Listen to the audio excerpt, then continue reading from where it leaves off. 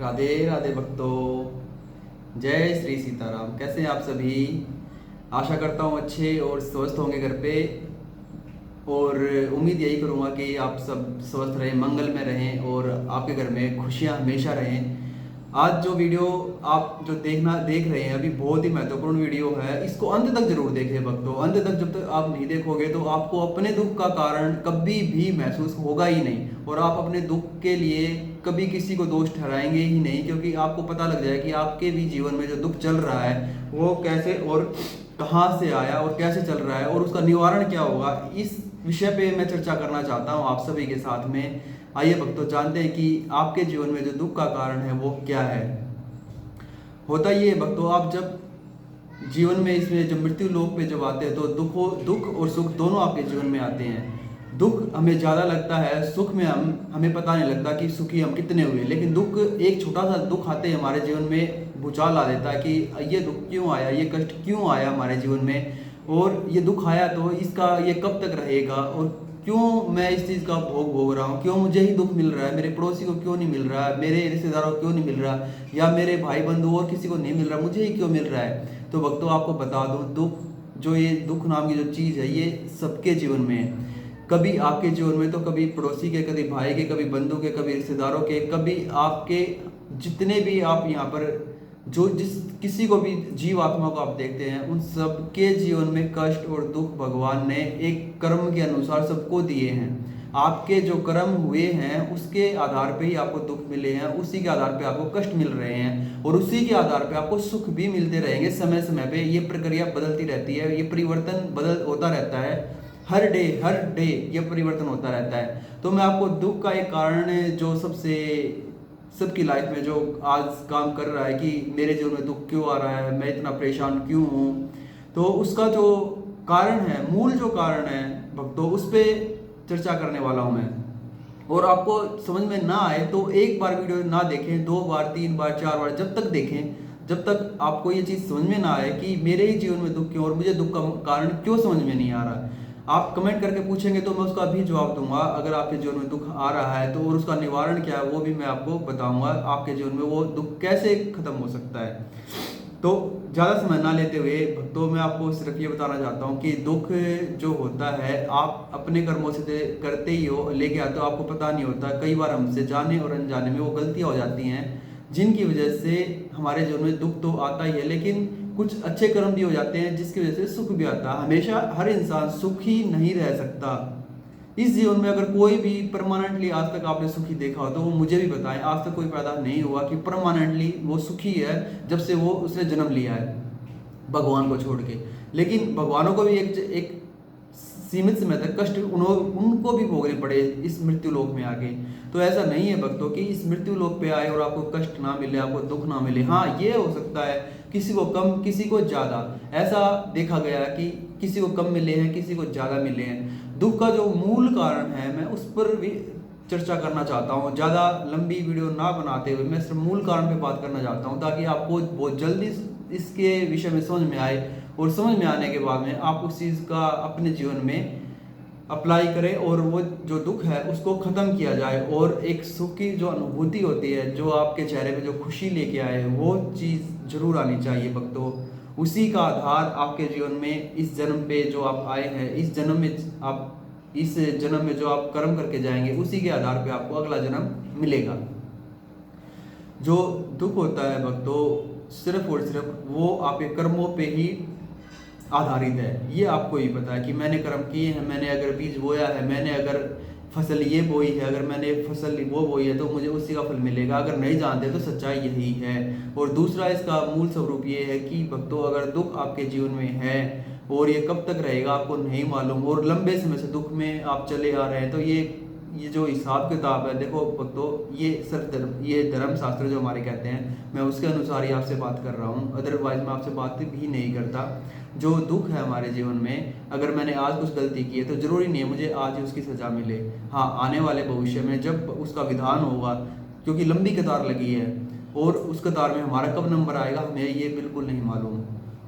जो हमारे जीवन में दुख चला आ रहा है वो उसको सिर्फ काटने वाला भगवान है, इसके अलावा इस धरती पे कोई पैदा नहीं हुआ उस दुख को काट दे। और आपके कर्मों के अनुसार भगवान उसी दुख को काट सकते हैं। और भगवान कैसे काटेंगे? क्या आप भगवान के बने हो?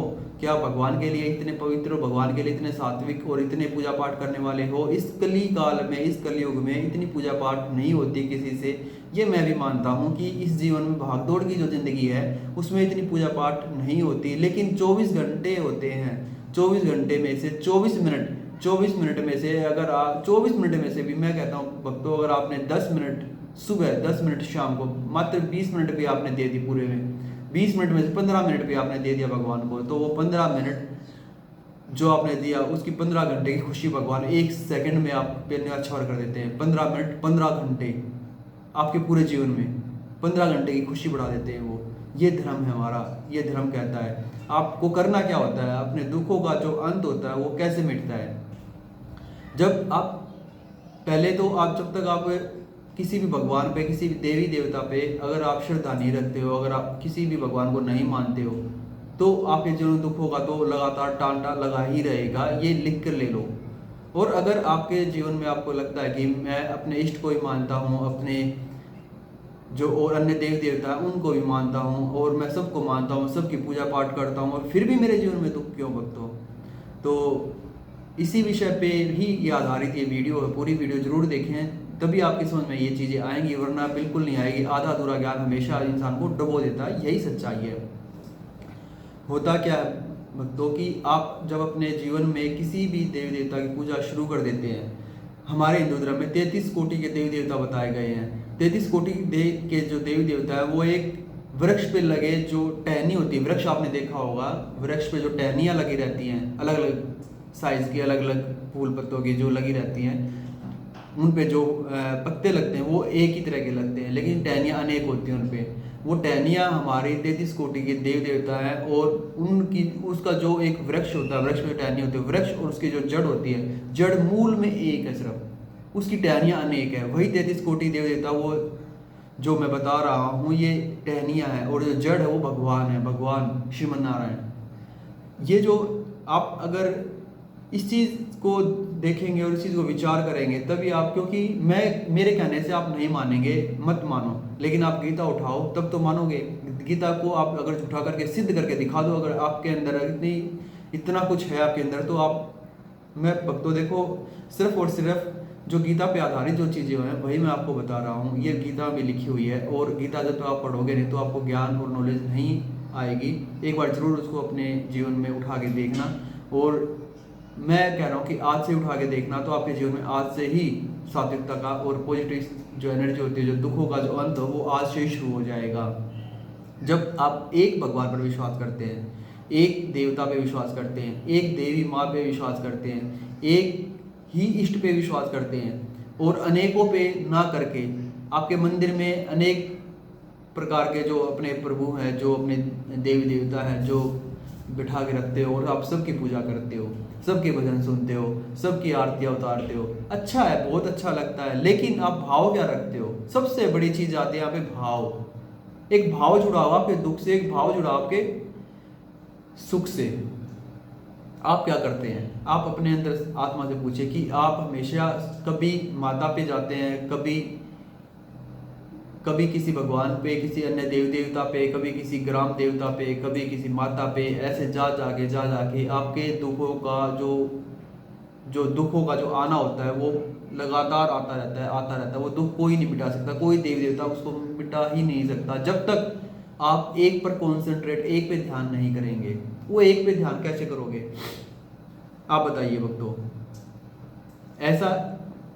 ऐसा नहीं है कि आप उनको मानना छोड़ दो। ऐसा मैं नहीं बोल रहा कि आप उनको मानना छोड़ दो, नहीं, मानो, लेकिन उसमें सिर्फ एक को देखो।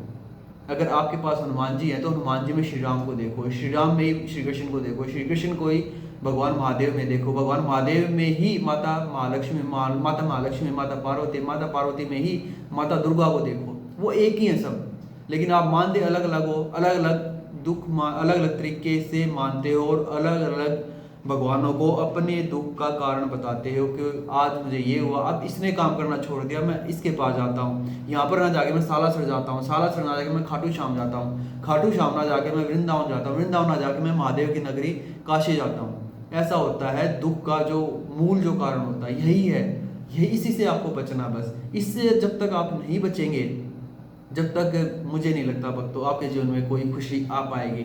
और मैं जो कह रहा हूँ वो धर्म के जो अनुसार जो आपसे बातें कर रहा हूँ, जो आप बीती जो होती है भक्तों, मैं आप बीती बता कर आपसे सिर्फ इतना ही कहना चाहता हूँ कि जब आप एक पर ध्यान करना शुरू केंद्रित कर देते हो, और एक पर ध्यान करना ऐसा नहीं कि मैंने एक को ही बना लिया है, बस मैं सुबह शाम इसके सामने पूजा और घंटी और अपना दीपक लगा दूँ और ख़त्म बात है, ऐसे पूजा पाठ नहीं होती भक्तों। इसीलिए आपके जीवन में सबसे ज़्यादा दुख है, दुख तो कटते ही नहीं। जो आपने पीछे जो कर्म किए हैं वो दुख कटेंगे कैसे? आपने कटने का रास्ता कहाँ सीखा? कटने का रास्ता आपको कब मालूम हुआ? आप काट कब रहे हो उसको? आप तो डेली सुबह शाम फॉर्मेलिटी कर रहे हो ना, एक पूजा पाठ आरती ऐसे कर दी, घुमा दिया और खत्म बात हो। पूरे दिन में जो मन मर्जी आया वो आचरण कर लिया, जहाँ गए जहाँ मन किया जो खा पी लिया, खत्म बात। भगवान हो जाएंगे, खुश जब होने होंगे, हमें क्या पड़ी है? दुख आ रहा है ना, आने दो, सुख जा रहा है, आने दो, सुख दुख आने दो, हमें नहीं पता कुछ भी। ऐसा मत बनो, जानवरों वाली जिंदगी मत जियो, ऐसा जानवर जिंदगी जीते हैं। इंसान बनाया भगवान ने आपको, इतना अच्छा शरीर दिया, इतनी आप एक 84 लाख योनों में एक इंसान ही है जो भक्ति भाव से भगवान की सेवा कर सकता है, आराधना कर सकता है, उसके साथ में बैठ सकता है, बातें कर सकता है, मिल सकता है, धामों पे जा सकता है, एक पे विश्वास कर सकता है, दुनिया में समाज में अपना एक अपने ज्ञान से लोगों के जीवन में सुख का अनुभव करवा सकता है। एक इंसानी एक मातृयोनि ऐसी है। तो जो ये दुख है, दुख आता है हमारे कर्मों से। आप वहां पे उसको स्टॉप कीजिए। आप देखिए जीवन का जो फटा है आप उसको वहीं पे स्टॉप कर दीजिए कि मैं आज से गलत कर्म नहीं करूंगा। ले लीजिए अपना प्रण भगवान के सामने कि प्रभु आज जो हुआ गलत अब के बाद नहीं होगा, और बैठ जाइए एक देवता के सामने या एक भगवान के सामने, सिर्फ एक है, वो सब एक ही। लेकिन आप जब तक उसको मानोगे नहीं तब तक आपके जीवन में अंधकार दूर होगा भी नहीं। आपके मंदिर में अनेक प्रकार के देवी देवता हैं, आप पहले एक उनको बिठाए रखना, लेकिन जो सामने है जो स्टेट है बिल्कुल उसको वहाँ पर आप अपने मेन इष्ट देवी देवता को वहाँ पर विराजमान कीजिए, उनको नहलाइए, उनको भोग लगाइए। उनको देखा जाए सही मायने में तो उनको उस चीज़ की भी जरूरत नहीं भक्तों, उनको सिर्फ और सिर्फ आपके भाव की जरूरत है। आप गंदे आचरण, किसी की निंदा करना, किसी की अपने दोस्त या परिवार किसी की भी चुगली करना, एक दूसरे के साथ में एक दूसरे के साथ में गलत तरीके से कोई भी क्रिया करना और अपने सुख के लिए दूसरों को दुख और हानि पहुंचाना, कष्ट देना, किसी भी जानवर को मारना पीटना, किसी भी जीव की आत्महत्या कर देना, और कहीं पर भी कुछ भी खा पी लेना, गंदे तामसिक भोजन खा पी लेना, जो तामसिक भोजन जो अंडे मांस मछली जो इत्यादि जो चीज़ें होती हैं वो खा पी लेना, ये सब चीज़ें हमारे जीवन में दुखों का महासंग्राम लेके आते हैं। आप इन सब चीज़ों को छोड़ दीजिए और फिर बात कीजिए भगवान के सामने बैठ के कि प्रभु मैंने उन सब चीज़ों को त्याग कर दिया है और आज से मैं आपके चरणों में समर्पित हूँ, और जो आज के बाद जो भी दुख आएगा या सुख आएगा वो मुझे नहीं पता, मैंने आज तक जो भी कर्म किया वो सब मैंने आपके चरणों में अर्पित किया। अब आज से जैसे भी दुख आए या सुख आए मैं आपके चरणों में दास बन के रहना चाहता हूँ, और मैं नहीं चाहता 84 लाख योनि में दोबारा आना। जो भी कर्म जैसा भी आपको दुख देना है सुख देना इसी जीवन में दें, और मैं उसको हंसते हुए सहन करूँगा, हंसते हुए उसका सामना करूँगा। तभी देखना, क्योंकि प्रभु जो है हमारे वो कण कण में विद्यमान है। ऐसा नहीं है कि उस मूर्ति में नहीं है तो उसमें नहीं है, ऐसा नहीं, सब में भगवान विराजमान है, सबके घरों में भगवान, सबके मन में हृदय में भगवान विराजमान है। आप कभी अंतरात्मा से बात कीजिए और उनसे भाव से बात कीजिए, उनके सामने बैठिए, उनका नाम जप कीजिए। सबसे बड़ी चीज़ होती है नाम जप करना। अगर आपने नाम जप करना आज तक शुरू नहीं किया तो अब कर दीजिए। बस भक्तों यही मैं आपको कहना चाहता हूँ, नाम जप आपके दुख का अंत कर देगा, आपके जन्म जन्मांतर तक के जो दुख है वो उखाड़ के फेंक देगा अगर आपने नाम जप करना शुरू कर दिया तो। दिन में 5, 10, 15 मिनट जितना हो सकता है उतना कीजिए। जितना आप इसको डेवलप करेंगे, जितना आप इसको और उभारेंगे, जितना आप इसको ज़्यादा करेंगे, उठते बैठते नहाते धोते जो भी कार्य कर रहे हैं इसमें नाम जप कभी ना छोड़े। किसी भी भगवान का आप नाम ले सकते हैं, किसी भी भगवान का, लेकिन उसके अलावा किसी और का नाम मत लेना जब तक आपके दुखों का अंत ना हो जाए। और उसके अलावा आपको कोई नाम प्रिय भी जब लगेगा जब आप उस नाम में आपकी आस्था गहरी हो जाएगी, तभी आपको लगेगा कि हाँ, आज मैंने जो जीवन में जो चमत्कार देखे, आप चमत्कार खुद देखेंगे भक्तों, आपके जीवन में इतनी खुशी आएंगी एकदम से, आप नहीं समझ पाओगे। जो काम आपके जीवन भर से रुके हुए हैं, जो आपके पुश्तैनी जो काम रुके हुए हैं, वो काम आपके सामने होते नजर आएंगे, क्योंकि दुखों का अंत सिर्फ और सिर्फ भगवान के नाम में है। अगर आपने नाम जप शुरू करना कर दिया, नाम जपना शुरू कर दिया, जरूरी नहीं आप माला फेरो, जरूरी नहीं आप इस आसन पे बैठो, भगवान के सामने बैठो तभी आप नाम जप करो, ऐसा नहीं है।